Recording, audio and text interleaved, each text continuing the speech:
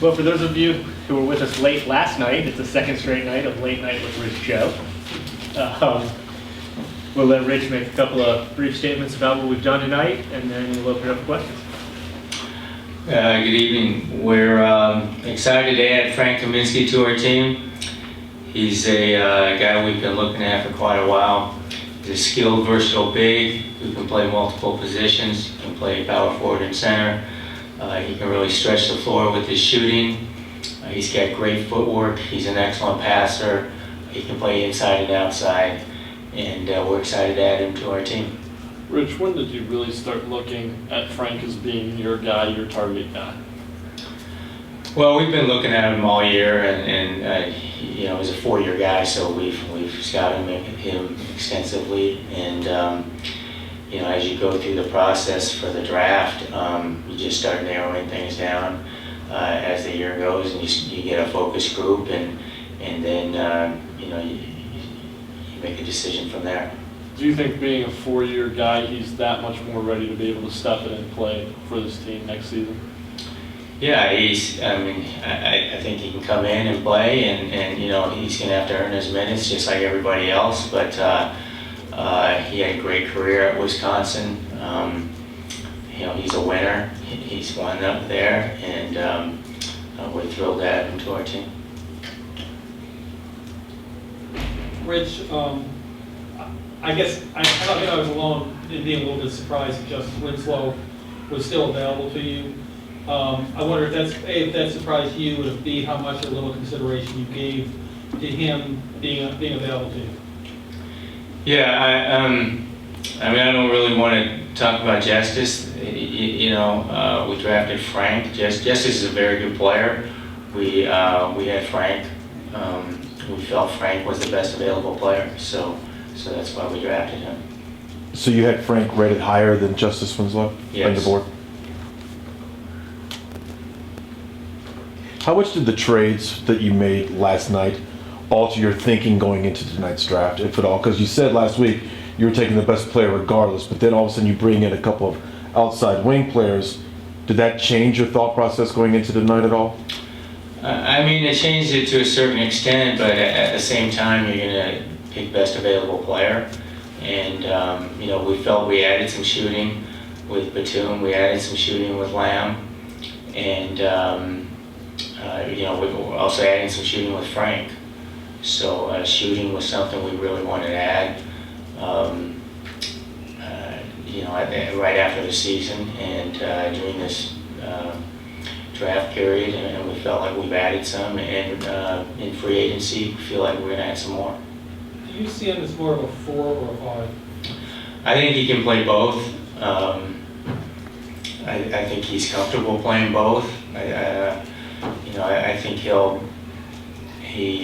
he's going to cause matchup problems, at both positions, and I think if you ask him, he'd probably be comfortable playing both. But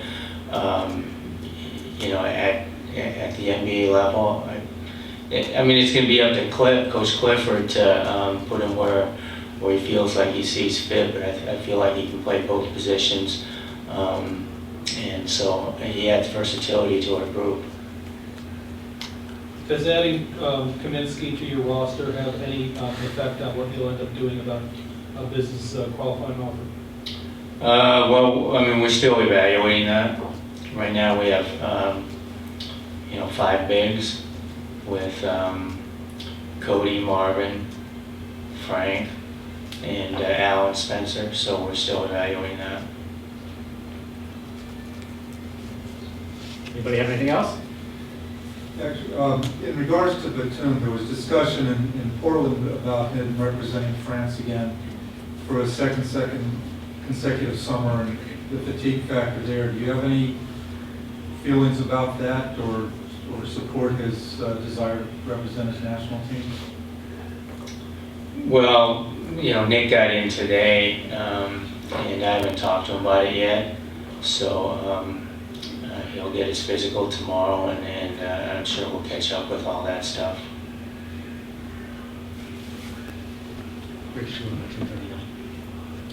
Yeah, the 39th pick. With the 39th pick, we selected Juan Pablo Vallet from Argentina. He's a small forward that played for Estudiantes, but we traded that pick. I traded his draft rights to Brooklyn for 2 future second-round picks and cash considerations.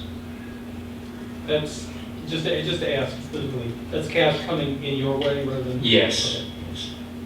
Are you allowed to say what future round picks they were? 2018 and 2019. The 2019 is Brooklyn's pick. The 2018,